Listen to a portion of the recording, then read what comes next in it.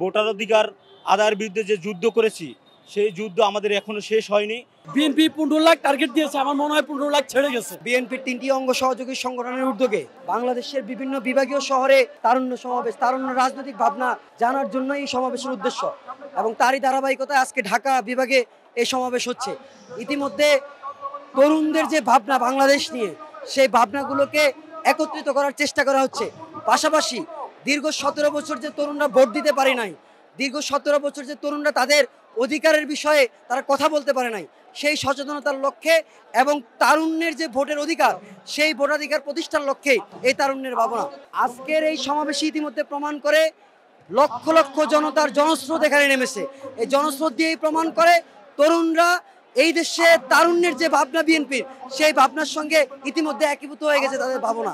এই তরুণদের আগামী দিন তাদের সঠিক নেতৃত্ব ভোটের মাধ্যমে বাছাই করতে পারে, সেই জন্য আজকে তরুণদের সমাবেশ এবং তরুণদের আকৃষ্ট করার জন্য আগামী রাজনীতি কীরকম হবে সেটার জানান দেওয়ার জন্য আজকে তরুণদের নিয়ে আমাদের এই মহাসমাবেশ। ইতিমধ্যে এই মহাসমাবেশ সকাল থেকে লোকারণ্য হয়ে এখান থেকে মতিঝিল, এখান থেকে শাহবাগ পর্যন্ত লোকারণ্য হয়ে গেছে।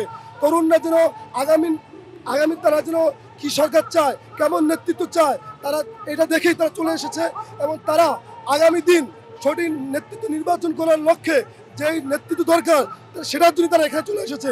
আমরা তরুণদের নিয়েই আগামী দিনে এগিয়ে যেতে চাই।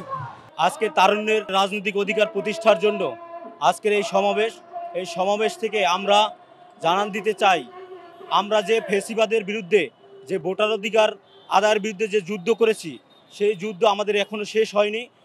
আমাদের ভোটার অধিকার ফিরিয়ে আনার জন্য যতদিন আমরা ভোট নিজের হাতে আমরা নিজের প্রার্থীকে আমরা দিতে না পারবো, ততদিন পর্যন্ত আমাদের এই সংগ্রাম আন্দোলন চলবে এবং চলমান থাকবে। আমরা এই তারুণ্যের সমাবেশের মাধ্যমে আমাদের ভোটার অধিকার এবং তারুণ্যের রাজনৈতিক সকল স্বাধীনভাবে রাজনীতি করার অধিকার আমরা ফিরে পেতে চাই। তারুণ্য সমাবেশ, যুবদল, ছাত্রদল, স্বেচ্ছাসেবকদের নিয়ে যে আজকে উপস্থিতি, বিএনপি 15 লাখ টার্গেট দিয়েছে, আমার মনে হয় 15 লাখ ছেড়ে গেছে। কারণ এখান দিয়ে মতিঝিল থেকে শুরু করে এদিক দিয়ে আপনার মৎস্যবন পের হয়ে গেছে। তা আমরা ধারণা করছি যে 15 লাখ ছেড়ে গেছে।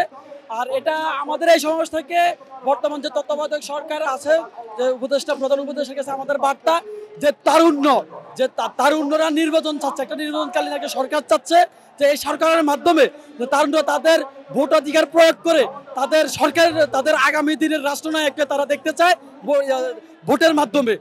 এই জন্যই আজকে যে তারুণ্যের যে সমাবেশ, এই তারুণ্যের সমাবেশে এই গণজোয়ার সৃষ্টি হয়েছে তারুণ্যের। খবরের কাগজ, নিখাত, নির্ভীক, নিরপেক্ষ।